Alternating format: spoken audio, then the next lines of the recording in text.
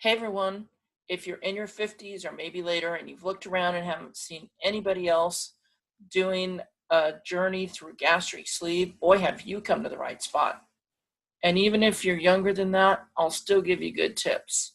So here we go. This episode is on my journey through the pureed diet. Oh boy, here we go. So the very first thing I want to say to you is you must follow what your surgeon tells you to do. If you've been around to the Facebook groups, you can see everybody has a different diet that they're supposed to do and when they're supposed to do it, and they all have different surgeons. So be advised that you should do what your doctor tells you to do. That's what I'm doing. So the advice I'm giving isn't for you to do this, that, or the other. It's just my experience through the puree diet phase.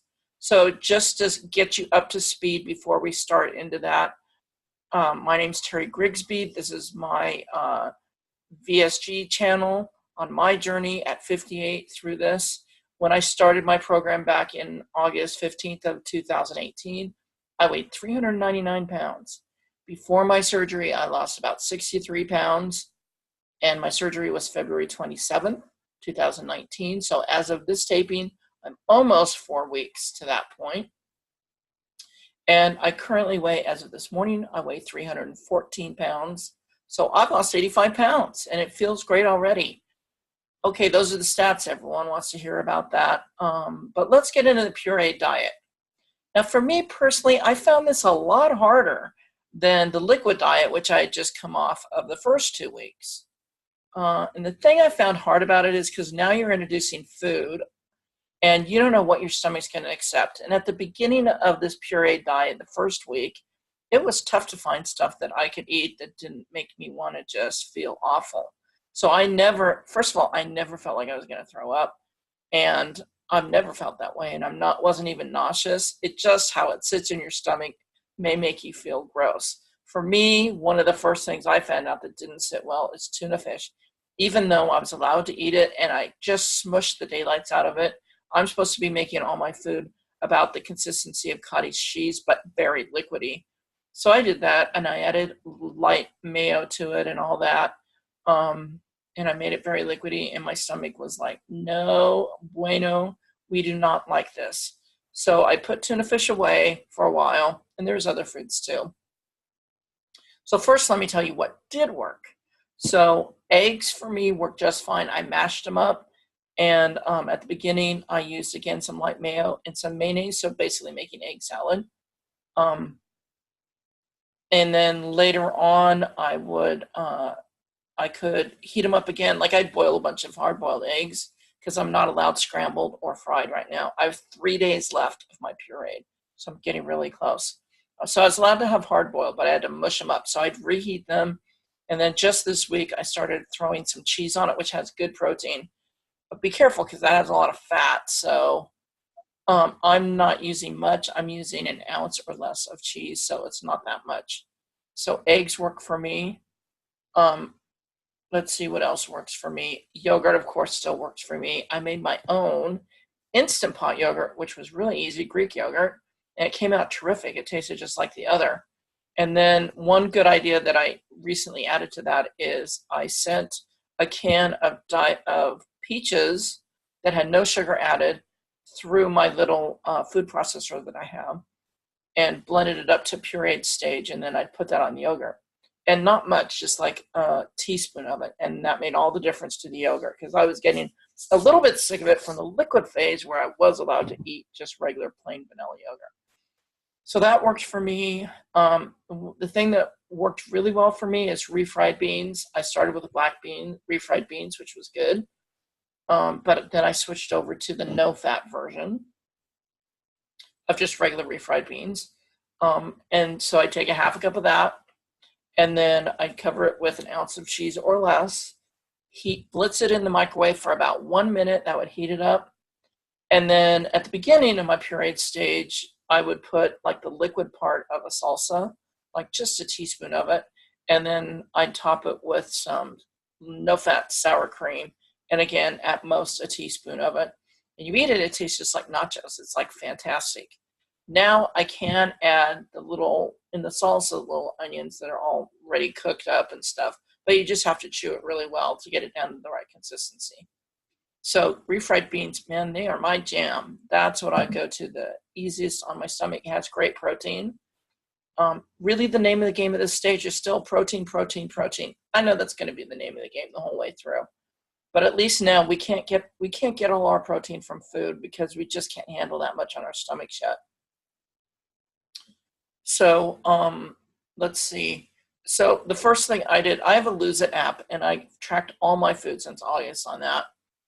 And so basically I'm looking at the calories and I'm looking at protein. So I try to get in as much protein as I can at the beginning. So I'll have breakfast. Usually it's been eggs, sometimes yogurt. And then for my beverage in between that, I drink a protein water. And that gets me like 15 grams of protein, which I really like. And then lunch, I try to hit it hard again with protein so that I get the bulk of my protein early in the day so I don't have to sweat about it. At first, I didn't do that. I was like, all day long, I'm never going to get this protein in. I'm never going to get it in. But once I started directing everything towards the beginning of the day, in the middle of the day, then it was a lot less stressful for me. So lunch, I would usually had the refried beans. But just recently, in the last couple of days, I've been able to tolerate tuna fish now, and that has a lot more protein. So I really can get most of my protein done. I've also been eating a lot of cottage cheese. I like cottage cheese. I think it's delicious. And if you can tolerate cottage cheese and you like it, it's a good source of protein. I've also been drinking my Fairlife milk, like in between, because you're not supposed to drink during meals. So in between, I'll drink that. That also helps you get your protein up. Anything that will get your protein up. And then I've also been doing, you can do protein shake. I have a little bit of trouble with too much protein at one sitting.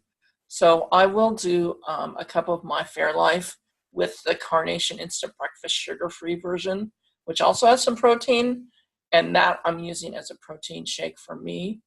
If I feel adventuresome, I may add some Isopure to that, but not a whole scoop. Because if I do, my stomach just not like that much protein at once. So I'm still relying on protein water and protein shakes to get all my protein in. And that's normal for this stage. Once you get, I think, to the next stage, or maybe the stage after that, you're supposed to be getting all your protein in through food and not through the supplements like I'm doing right now. And again, you want to get at least 60 grams of protein. Because if you get less than that, then as you lose weight, it's going to start taking away muscle mass and not fat, and you do not want that. Things that didn't work for me, just so you know, and again, this depends on everybody. Everybody's different. But for me, things that didn't work is things that had meat in them. I tried chicken and pureeing it, making a chicken salad. My stomach said no good to that. And I used canned chicken like I was supposed to. But maybe it'll work for you. And then the other thing I did is I made ham and potato soup with just milk and not cream, nothing like that. But it was really tasty. But my stomach did not like that ham either. And so I may try that again now because I'm doing better with the just straight meat stuff because I can do tuna fish now. So I'm thinking I could probably do that soup. So like I'd make these things. I made the soup in my Instapot. And I've become a master during this period stage of I weigh everything, or I use a measuring cup so I know what I'm eating. And also it takes the pressure off you overeating because you're not going to be able, most you should be eating at a sitting is a half a cup. And so if you measure it, then you're not going to worry about, am I overeating? Your stomach's going to tell you when you're full. And then the other thing I did is I'm wearing a Versa Fitbit that I got in August when I started this whole thing. And I realized, because you're only having half a cup or less, that it's hard to make that last. Like originally they said it takes 30 minutes for you to eat. I haven't been able to make anything last 30 minutes, but I do have my timer on and I make it last at least 20 minutes, which itself is a challenge. You have to take a little tiny teaspoonful and then you take it again. One thing I did is I did invest in some fruit spoons and some dessert forks because they're really small, like baby spoons and baby forks, but they don't look like baby food spoons and stuff like that. So that's a good thing to look on Amazon for that. The other thing is I invested in 8-ounce mason jars so that I could just do my meal prep because my other Tupperware is just too big. And then I like the ham soup. I just light it up, half a cup into everything, topped it with a lid, put it in the freezer if I wasn't going to be able to eat it. Okay, so that's really my trip on pureed, you guys. I only have 3 more days, thank goodness, because I didn't really have that much fun during this phase. But like the liquid phase, if you're feeling the same way, look, it's only going to last 2 weeks, and we can do anything for 2 weeks. You kind of don't have any choice either. Like, your stomach's not going to let you do more than you're able to do. So don't push it, be reasonable, and you'll get through the stage. Okay, so that's my trip through pureed diet. Please comment below if you're in your 50s or 60s and you want to join us. We're starting a little village already of people communicating back and forth. It's been wonderful. Tell us how you're doing. Tell us how your pureed stage went through. And if you're thinking about surgery and you have any questions, put that in here too. If I can't answer it, somebody else will. Let's make a little community of this. Okay, again, I try to drop videos every week just to keep you updated on my journey. So that's it for now. Have a good week, everybody. I'll be in touch real soon. Bye.